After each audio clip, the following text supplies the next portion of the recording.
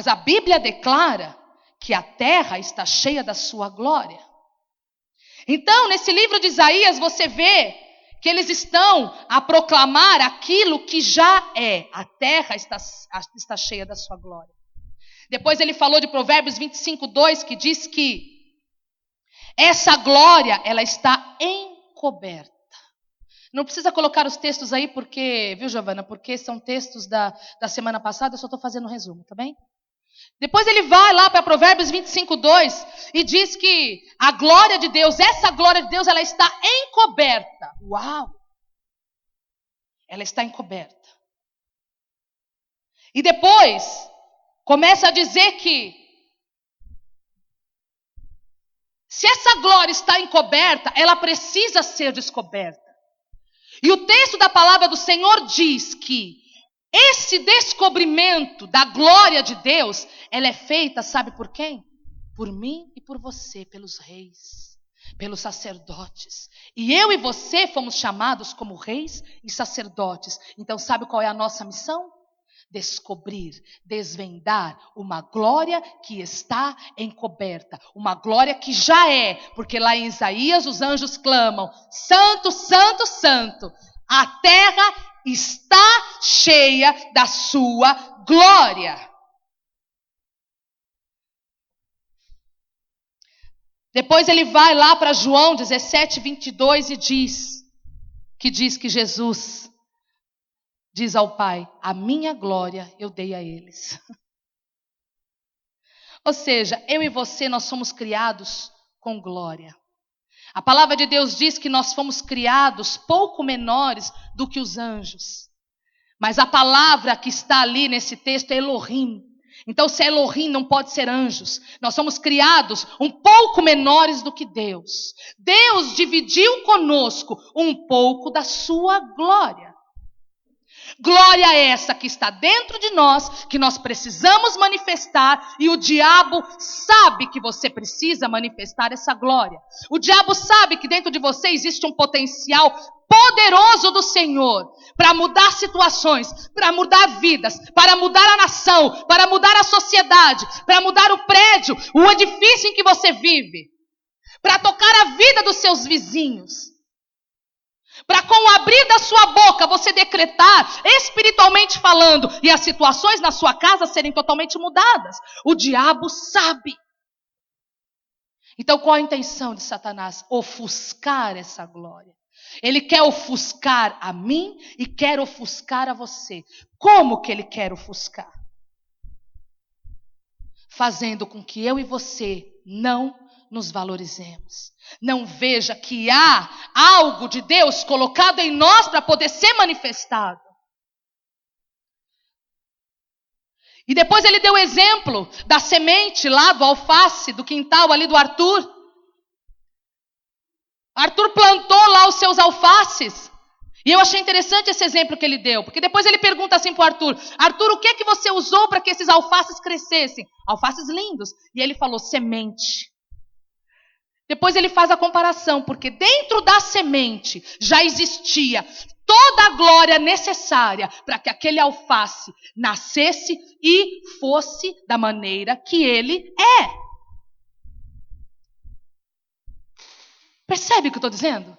Então, dentro de nós quando estávamos sendo gerados no ventre da nossa mãe, ainda como mórula, ainda como algo informe, dentro de nós já havia glória do Senhor, que cresceria e se manifestaria. E o diabo sabe disso. E se eu for perguntar para alguns aqui, qual é a tua glória? Qual glória, que glória você tem reconhecido na tua vida?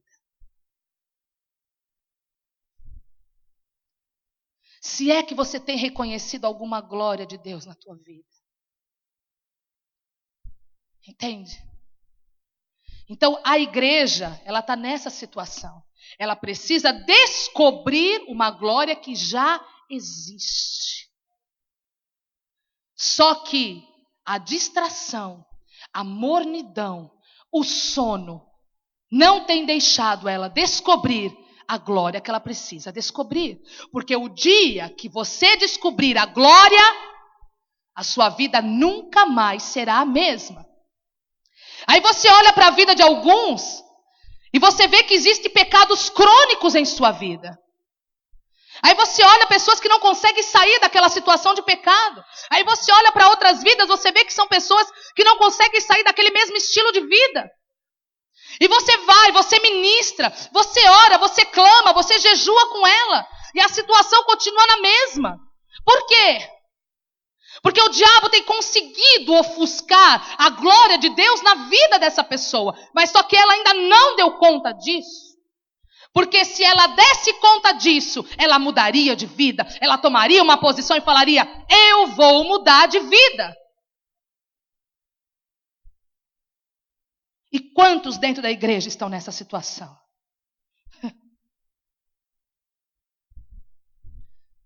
Estou em Portugal há 20 anos. São 20 anos de Portugal.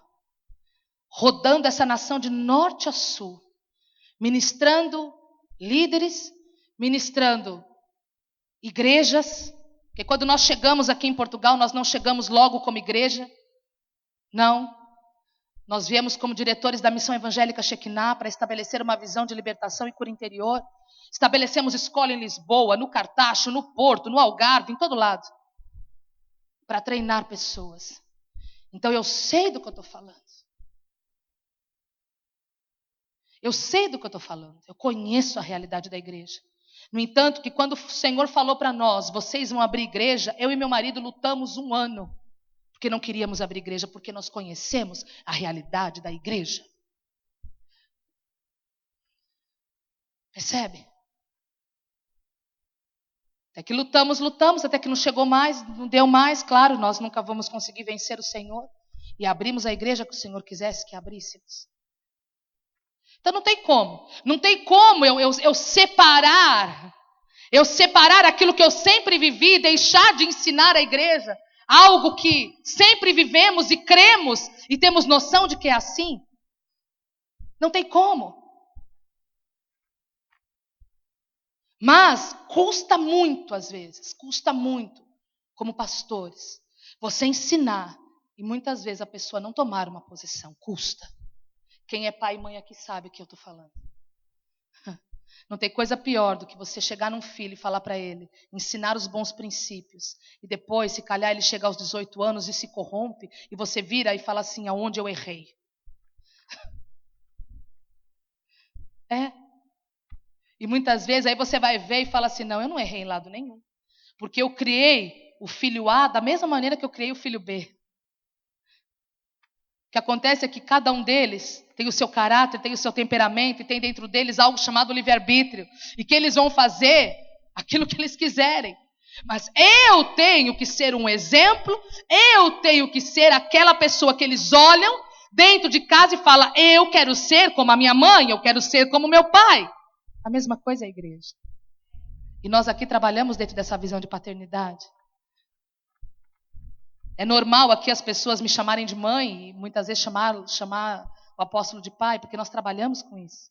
E nós temos aqui vocês como filhos. Percebe o que eu estou dizendo? Então a igreja, ela precisa tomar uma posição. Já não há mais tempo de nós ficarmos brincando de igreja. Não há.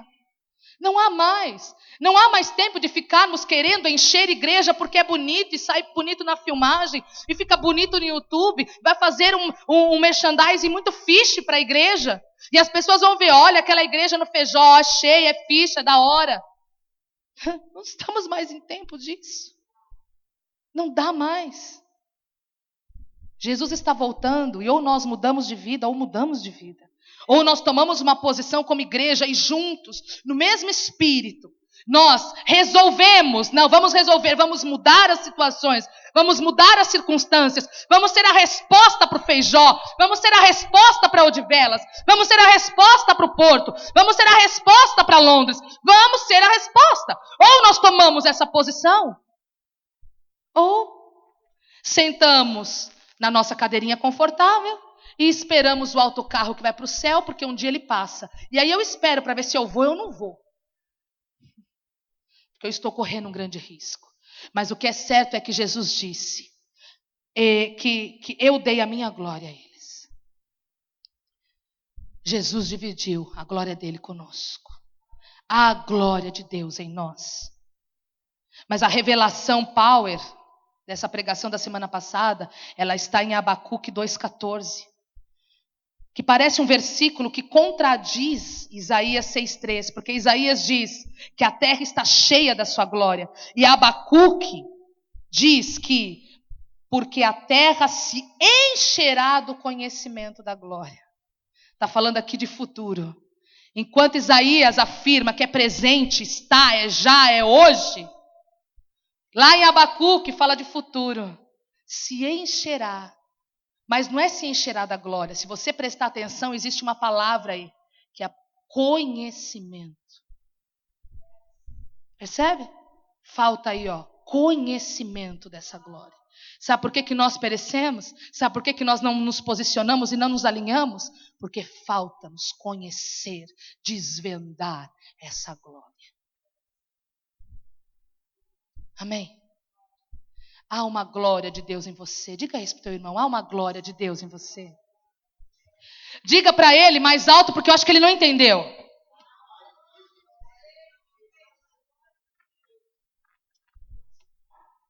A glória de Deus em você.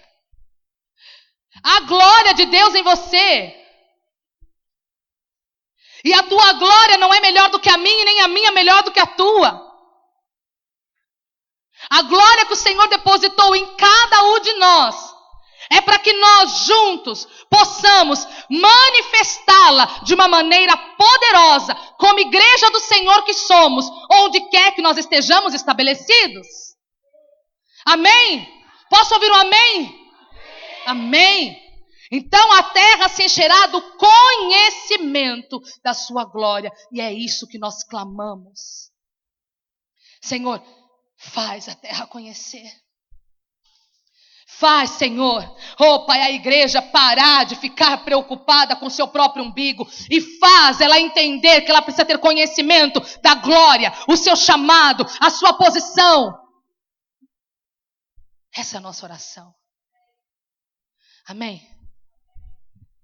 Agora vamos lá. Entendendo isso, vai colocando aí para mim, Giovana, Salmos 24. Semana toda, desde quando nós começamos, segunda-feira, nessa semana de sacrifício, nessa primícia mensal nossa ao Senhor como igreja, que o Senhor não tira de mim esse texto. E me leva a meditar, e eu vou à palavra, o Senhor me leva a meditar esse texto, me leva a meditar esse texto. E eu sabia que eu precisava, que hoje eu estaria aqui a ministrar, e que eu precisaria dar continuidade à mensagem que ele trouxe. E eu falei, Senhor, bora. E eu não conseguia sair do Salmo 24. E aí foi muito interessante, porque em um dos tempos de intercessão, o Senhor vem e testifica Salmo 24. E eu, uau! Aí estamos aqui na vigília. Aí o Fábio lá de onde nós vai ministrar ali. Salmo 24. Aí a irmã teve, a Mila não está aqui, vem à tarde. A Mila teve uma visão do Senhor. E o Senhor mostrou para ela o quê? A Mila está aqui, a Mila. Não te vi. Mila. Eu olhei assim, eu não vi nenhuma angolaninha. Você está muito aqui na frente, você geralmente senta para lá, não senta? Não, você senta aí? Sorry. Mas está aqui a Mila. E ela teve uma visão do Senhor na vigília. Algo poderoso. E o Senhor falava para ela do Salmo 24. Eu falei, tá bom, já entendi. Eu entendi.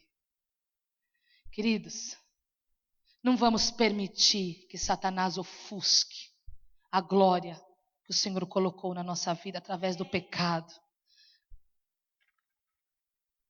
Sabe, há coisas na nossa vida que quando nós não conseguimos mudar, nós temos que pedir ajuda e nós precisamos entender isso. Amém?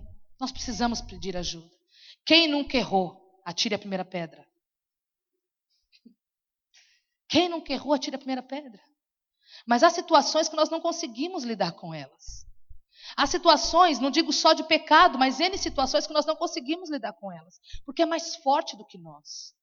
E eu não sei aquilo que se passa no seu coração, mas o Senhor sabe. Mas entenda uma coisa, que se você procurar a pessoa certa, com certeza você vai ter a ajuda que você necessita. Porque nós precisamos uns dos outros. O Senhor me criou para que eu seja bênção na tua vida. E você seja bênção na minha. Essa é uma das glórias que você tem, eu e você temos. Fomos criados para abençoar uns aos outros. Nós temos aqui o ministério do SOS Vida, que são mais de 17 anos ministrando pessoas individualmente. Atendendo pessoas que não são cristãs, não são evangélicas. Já atendemos espíritas, já atendemos católicos, já atendemos pessoas de outras igrejas. Muitas vezes descontentes. Existe um ministério específico chamado SOS Vida que pode te ajudar nesse sentido. Então não perca tempo. Não perca tempo.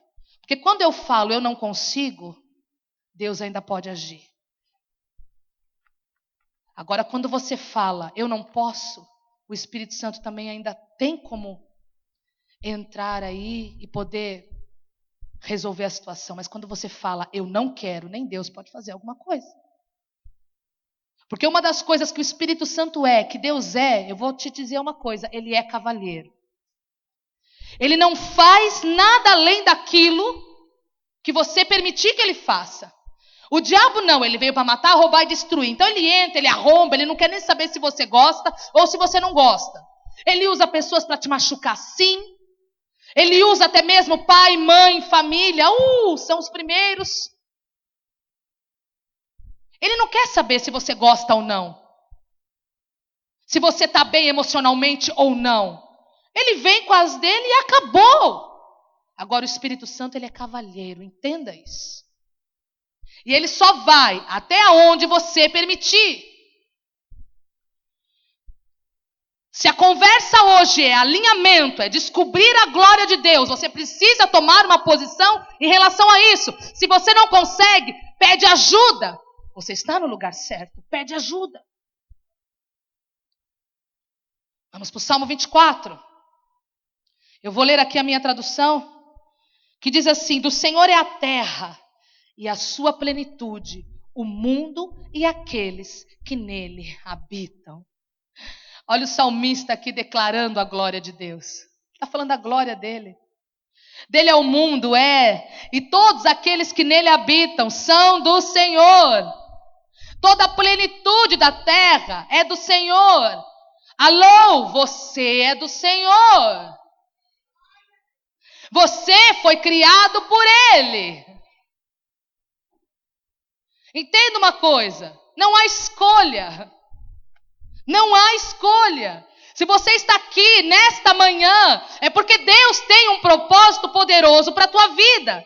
E hoje Ele te chama para descobrir essa glória, entender esse propósito, mudar de vida e viver a vida em abundância, que diz lá em João 10:10. Depois ele continua. Porque Ele afundou sobre os mares e afirmou sobre os rios. Poderoso é o nosso Deus. Então, quando nós lemos esses 2 versículos, nós podemos ver e contemplar a grandeza e o poder do Deus que nós servimos. Uau! Fundar a terra sobre mares e sobre rios. Criar terra seca, aonde só existia água. Uau, é poderoso. Depois no versículo 3. Quem subirá ao monte do Senhor? Ou quem estará no seu lugar santo? Esse Deus poderoso, olha que coisa tremenda, eu quero que você entenda isso nesta manhã. Que esse Deus poderoso, Ele procura alguém para ter um relacionamento. Isso é lindo demais. Ele procura relacionamento, Ele procura ter relacionamento comigo e com você, que somos a mais perfeita criação dEle. Ele podia criar tudo.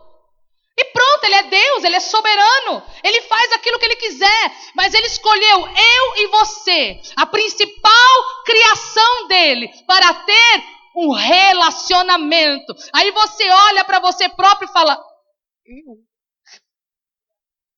Aí você começa já, né, a ver tudo aquilo que você, né, sabe que você é, porque ainda você não descobriu a glória que está em você. Então você começa a falar: mas eu que faço isso? Eu que sou assim? Eu que sou assado? Sim, você. E eu respondo: sim, você. E eu vou repetir porque eu acho que você não entendeu. Sim, você. É com você, é com você, é com você que ele quer esse relacionamento. É com você que ele quer que ter um relacionamento, quer que você entre no lugar santo, suba ao seu monte. É você, sou eu. E eu acho isso tão lindo. Porque a palavra de Deus diz assim: quem somos nós, né? Quem é o Filho do Homem? Quem? Quem? Ah, te digo uma coisa. A maior e a melhor criação de Deus, a mais perfeita criação, a única criação que o Senhor dividiu a sua glória, dividiu alguns dos seus atributos, fez você em 3 partes, assim como ele é um Deus trino, Deus Pai, Deus Filho e Deus Espírito Santo, fez você espírito, alma e corpo. E a palavra de Deus diz que fez você semelhante a Ele, a imagem e a sua semelhança. E nós lemos na palavra que diz que fez-nos um pouco menor do que Ele. Uau! Será que eu posso ouvir um uau? E você aí, limitado, preocupado com a sua vida, achando que você não é nada, achando que você não é ninguém, achando que você é uma pecadora, um pecador, que ninguém te liga a mínima, que ninguém te dá a mínima. Entenda uma coisa: o Senhor se preocupa contigo. Na verdade, Ele não vê a hora que você descubra essa glória. Ele não vê a hora que você descubra, porque o dia que você descobrir a glória, você não vai sair do Monte Santo. Você não vai sair da sua presença. Você vai ter prazer na lei dele. Você vai ter prazer de estar com ele. Não vai faltar esse desejo.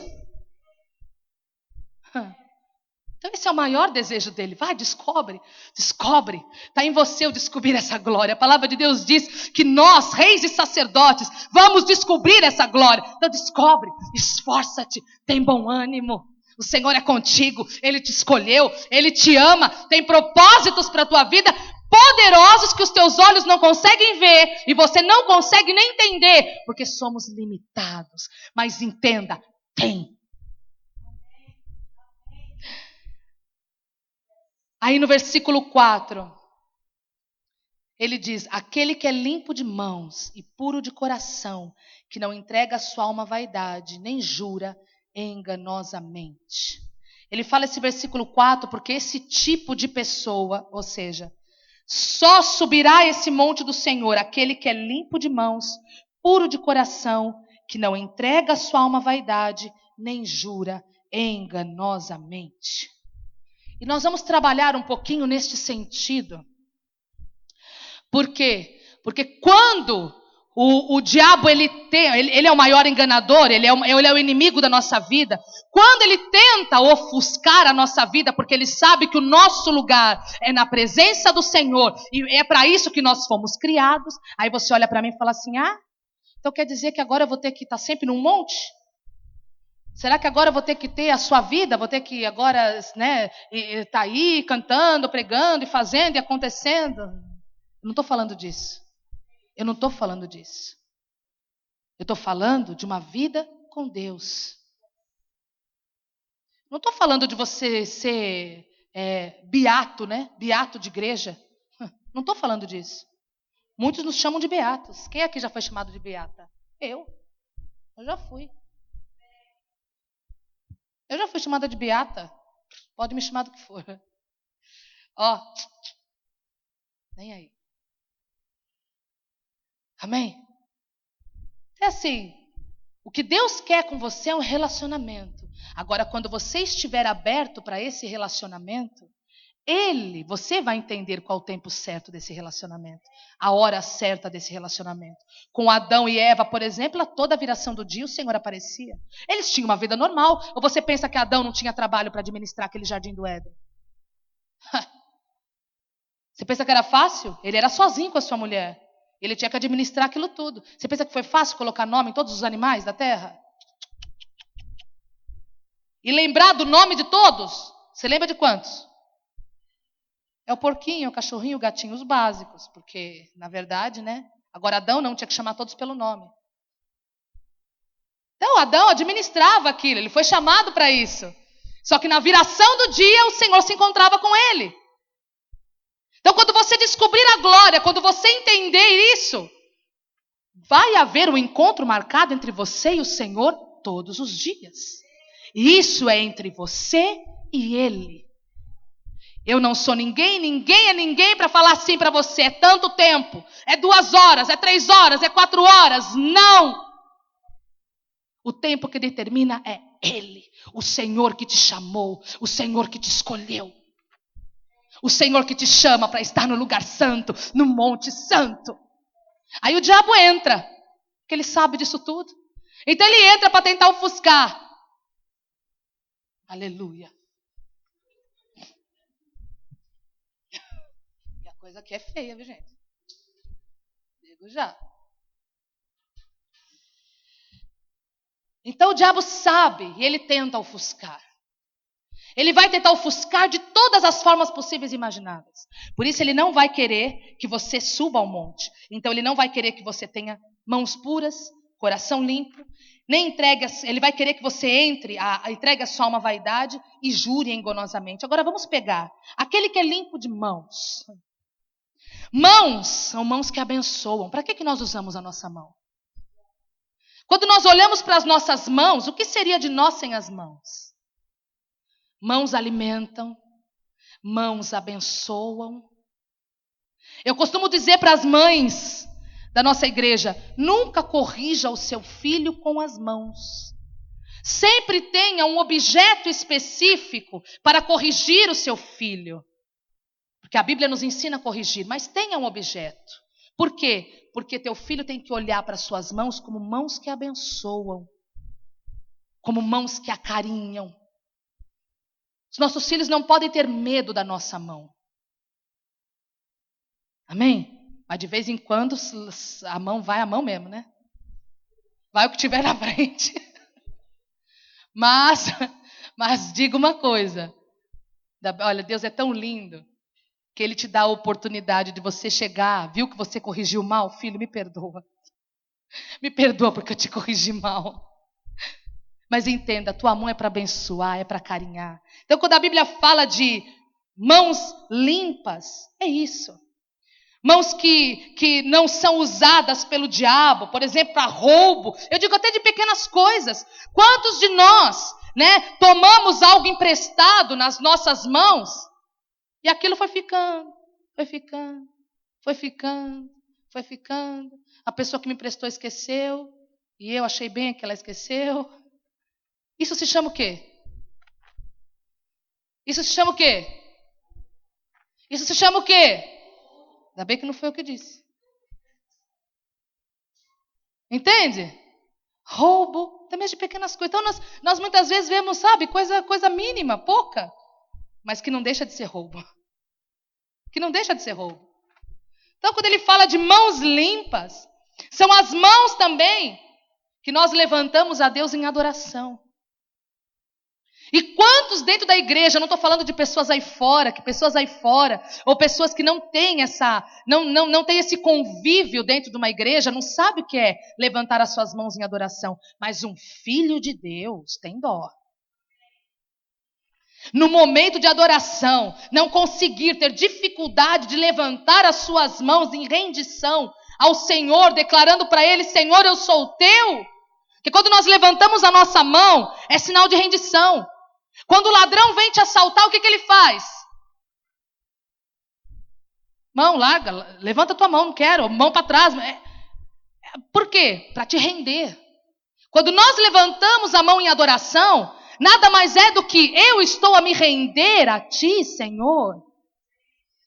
Para que o Senhor fale comigo, para que o Senhor ministre a minha vida, para que o Senhor toque a minha vida, para que o Senhor toque o meu temperamento, a minha personalidade, me faz ser diferente, eu me rendo, Senhor.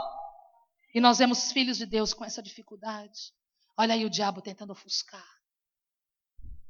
Olha aí o diabo tentando ofuscar.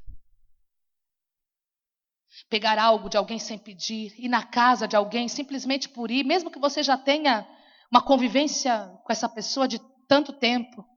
Aí tá lá, tá na cozinha. Gente, detesto isso. Vai lá, pega uma peça de fruta e aparece na tua cara comendo. Então, tudo bem? Gente, pode até fazer, eu não ligo, mas me peça. Educação é bom. E eu gosto. Amém? Então, coisas pequenas do nosso dia a dia, que muitas vezes já está em nossa mente como algo normal. O pior é quando os filhos vêm fazer.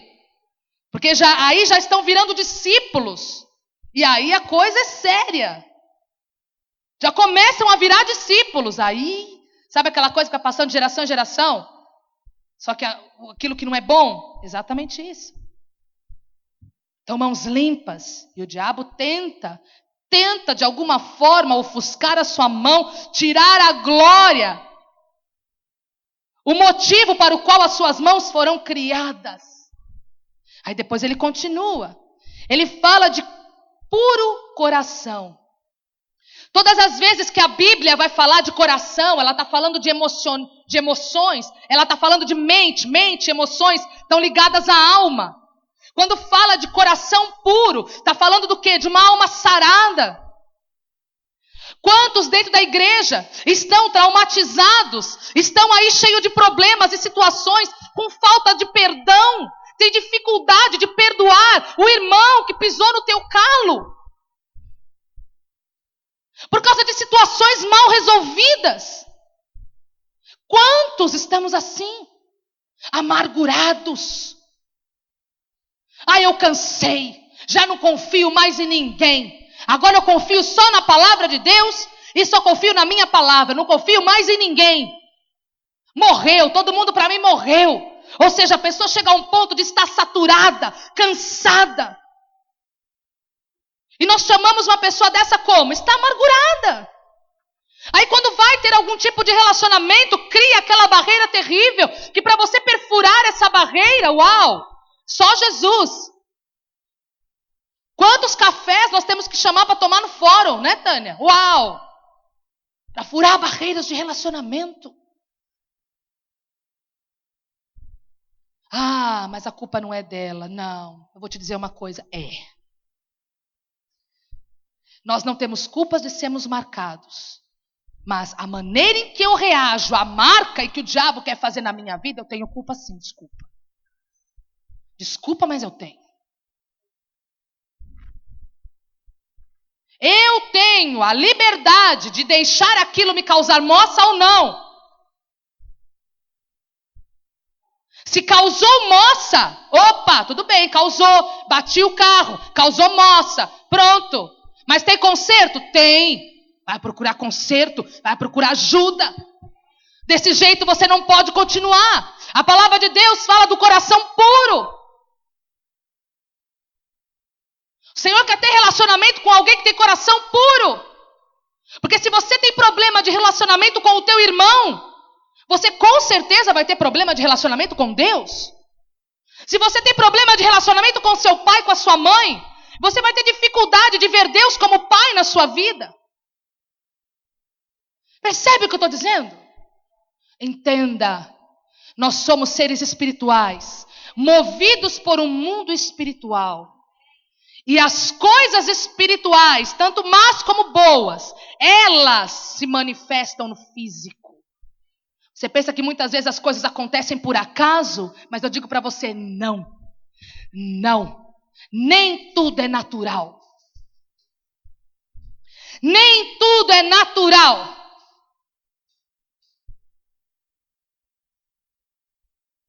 Você é espírito.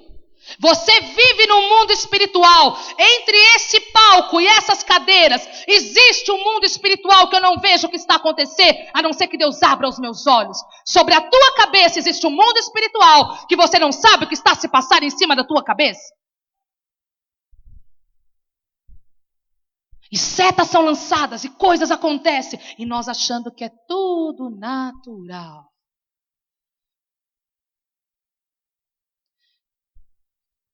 E deixa agora eu só abrir um parênteses aqui. Do poder da oração nesse sentido. Porque a oração nada mais é do que investidas espirituais. Para quê? Para que as coisas aconteçam e se manifestem no mundo físico. É por isso da importância da oração. É por isso que o diabo ofusca e não quer que você ore. É por isso que quando você recebe um papelzinho de atalaia desse, você não dá a mínima para ele. É por isso que quando nós temos aqui a semana de sacrifício, que nós temos 2 períodos de intercessão, você não vem interceder. Não há ânimo. É por isso que às 9 horas da manhã, quando nós começamos aqui o nosso tempo de intercessão, tem meia dúzia de gato pingado. Porque a igreja não quer orar, a igreja não tem vontade de orar, a igreja não tem prazer de orar. E o diabo bate palma. Porque tudo aquilo que Deus tem para a tua vida, ela está num plano espiritual.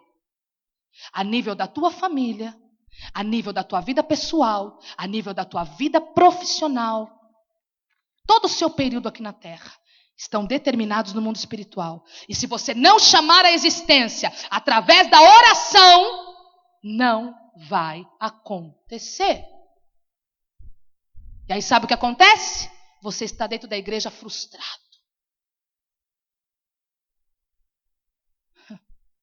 Você está dentro da igreja frustrado.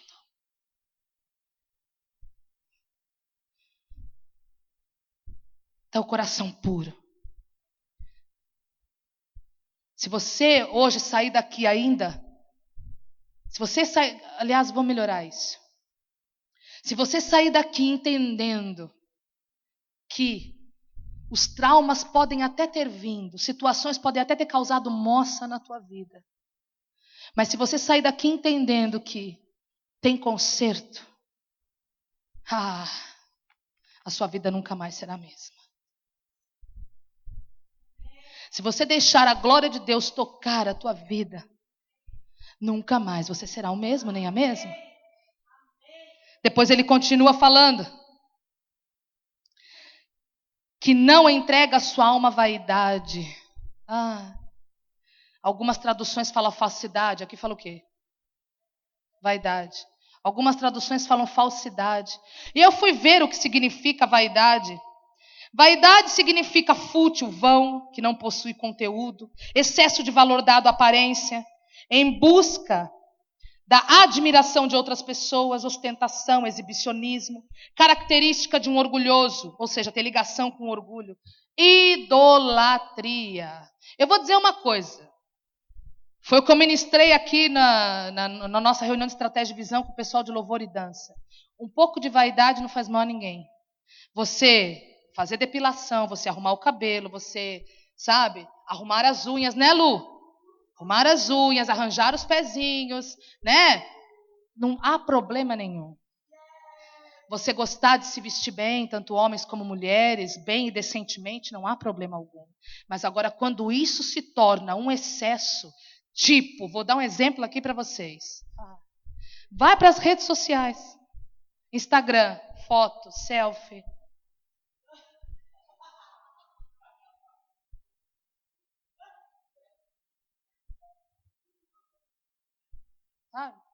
Eu não entendo. Se é menininha nova, vá lá. Mas que esse bando de cota tá lá assim, ó. Eu não entendo.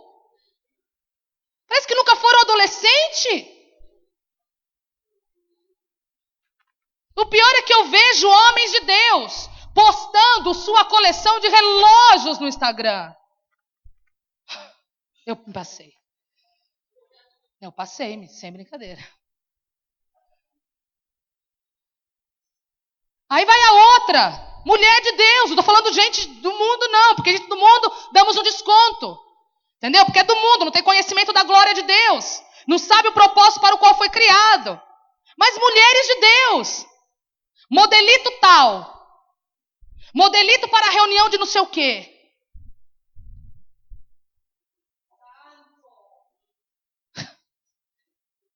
Santo mesmo. O exibicionismo, e nós vemos isso nas redes sociais, infelizmente. Infelizmente. E ainda por cima, eu me passo. Ainda por cima, os encardidos me colocam muitas vezes como nome, missionário, missionária. Ai, Senhor da glória. É tão triste ver isso. Gente, eu falo isso, mas até eu tenho que tomar cuidado, porque eu tenho que me controlar. O pessoal aqui me conhece, porque eu não tenho Facebook, não tenho. Mas eu ando controlando ali, junto com meu marido, o Facebook dele. Mas deixa eu falar uma coisa. Calma lá. Adoro publicação do povo da igreja. Que daí eu chamo atenção, eu chamo no particular, eu coloco uns comentários power, né? Ainda coloco bye, aí você já sabe que não é ele. Você sabe que o comentário é meu. Aí já ficam logo espertos. É ali que eu vejo. Então, o pessoal aqui, só se tiver um perfil falso. Mas alguns já tiveram perfil falso, mas já veio parar no meu ouvido. Já peguei o perfil falso de algumas pessoas. Portanto, assim, não adianta. A coisa errada vem parar. E assim, e eu chamo a atenção. Porque assim, você precisa se enxergar. Você precisa entender que há algo melhor e maior para a tua vida. Que você não precisa ficar se mostrando para ir. Por quê? Porque aquele que entrega a sua alma à vaidade, dificilmente terá um relacionamento saudável com o Senhor. Percebe o que eu estou dizendo?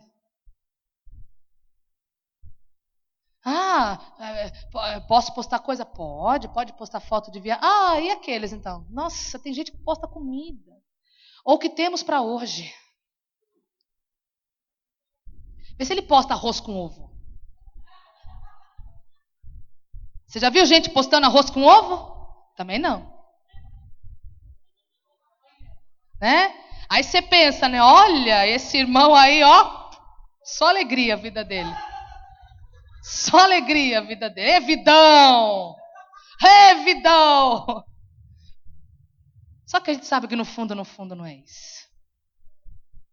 Infelizmente não é isso. Amém? Depois ele continua falando. Isso aqui dá muito pano para manga. Nem jura enganosamente. Uau, nem jura enganosamente. Aí você vai ver o significado do jurar, da palavra jurar. Significa promessas, tão simples como promessas. Você sabia que a promessa que você fez no seu casamento foi juras que você fez para sua esposa?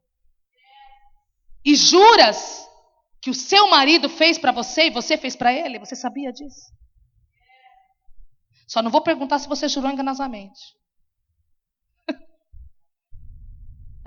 Mas juras são promessas que nós fazemos. Não digo só no casamento, mas entre amigos. Sabe aquela situação, alguém veio falar algo para você porque confia em você e fala assim, você guarda. Eu guardo. Guardo. Ai. Guardo nada. Daqui a pouco a torcida do Benfica toda está sabendo.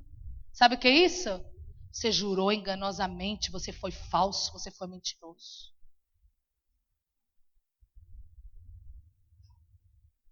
Sabe? Antes de você ter alguma situação complicada com a sua mulher e com o seu marido, lembra dos juramentos que você fez com ela? Lembra do juramento que você fez para ele? Aquele juramento, se calhar você não levou muito a sério. Mas quando nós juramos, até quando eu fui buscar o significado de jura, há países, como por exemplo nos Estados Unidos, que eles juram com a mão em cima da Bíblia. Eu não sei se aqui em Portugal fazem isso. Não sei. Juram em cima da Bíblia.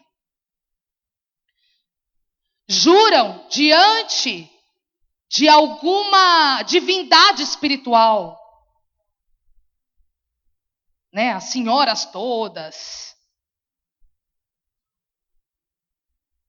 Promessas são promessas.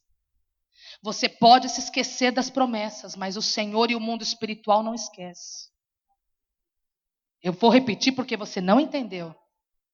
Você pode esquecer das promessas, mas o mundo espiritual, ele jamais vai esquecer das tuas promessas.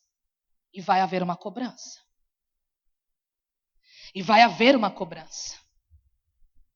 Agora vamos levar isso um pouquinho mais profundo?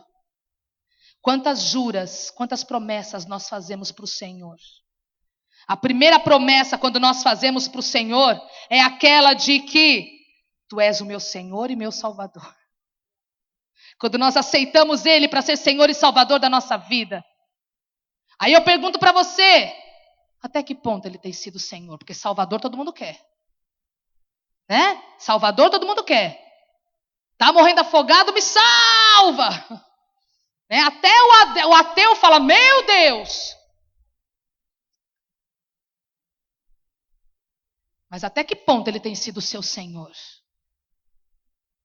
Até que ponto Ele tem sido o seu Senhor? Está entendendo o que eu estou falando? Então entenda, o diabo ele quer te ofuscar. O diabo ele quer te ofuscar. Ele não quer que você suba no santo monte. Ele não quer que você descubra a glória. E ele vai fazer de tudo para que as suas mãos não sejam limpas. Para que o seu coração não seja puro. Para que você entregue a sua alma à vaidade. E para que você jure e faça promessas de maneira enganosa. A palavra de Deus lá em Números 30, versículo 2, não precisa abrir, diz assim: quando um homem fizer voto, ou jura, ou promessa ao Senhor, ou fizer juramento, ligando a sua alma com obrigação. Uau, ligando a alma. Vocês já pararam para pensar nisso? Nós que trabalhamos com batalha espiritual, nós falamos muito da ligação de alma. Quando nós recebemos aqui pessoas para serem membros aqui da comunidade apostólica e profética, nós fazemos o quê? Nós desligamos a alma dessa pessoa com N situações e etc. Então, há uma ligação de alma quando eu faço uma promessa para Deus ou para alguém. Eu me liguei através da obrigação. Você já parou para pensar nisso? Sabe aquela brincadeirinha assim de você tentar enganar o seu filho? Sabe aquela brincadeirinha que muitas mães fazem? Ah, passar de ano eu vou te dar uma PS4. Aí chega na hora H, você tem que dar mesmo. Viu? Tem que dar mesmo, porque senão você está sendo mentiroso, está jurando enganosamente. Tânia, tua mãe está chamando. Amém? Vocês estão entendendo o que eu estou dizendo?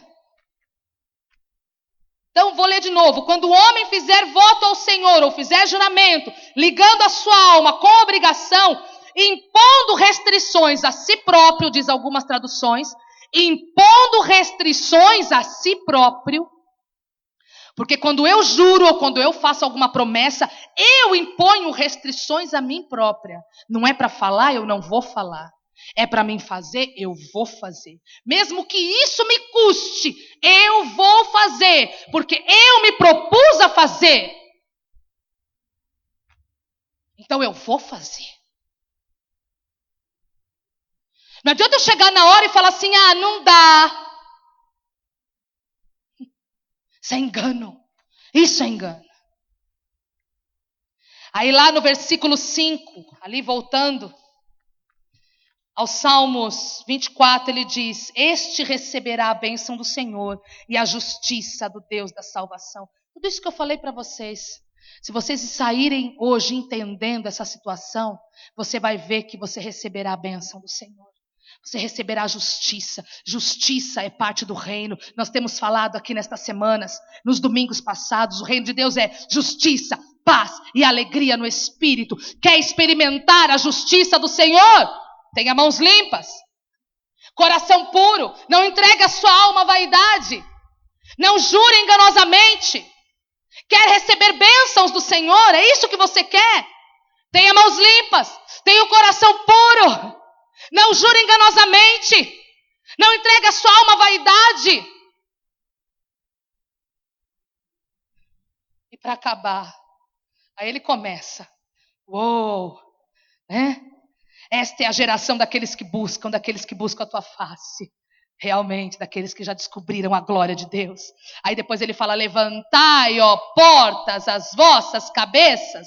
Levantai-vos, ó portais eternos, para que entre o Rei da Glória. A cabeça fala de autoridade. A cabeça está falando de nós que fomos chamados como reis e sacerdotes, como diz a palavra do Senhor. Fomos chamados como cabeça e não por cauda. Então levantai a sua cabeça. Deus tem mais para você. O Rei da Glória quer entrar. O Rei da Glória quer fazer, quer manifestar. Mas você precisa levantar a tua cabeça. O pecado não pode estar pesando mais nos seus ombros. O ofuscar de Satanás na sua vida não pode mais fazer peso em você. Não pode mais ser o motivo de você não estar alinhado ou posicionado. Isso tem que mudar. Levantai, ó portas, as vossas cabeças. Depois ele fala: levantai-vos, ó entradas eternas. Aí já está falando do mundo espiritual. Aí já está falando do mundo espiritual. Até eles são sujeitos, porque quando o Rei da Glória, quando nós como filhos de Deus, como nós, como a mais perfeita criação de Deus entender, que há uma glória em nós, e que essa glória precisa ser manifestada, e nós levantarmos a nossa cabeça, não há mundo espiritual que não seja sujeito. Não há mundo espiritual que não seja sujeito. Será que você entendeu aquilo que eu queria passar para você nessa manhã? Queria chamar aqui o pessoal do louvor.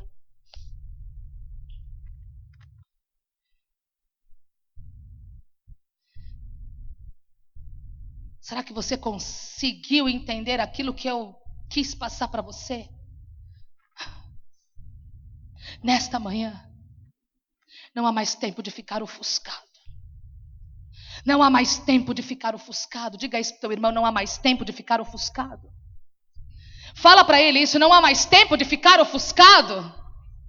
Ele não entendeu, fala para ele: não há mais tempo de ficar ofuscado.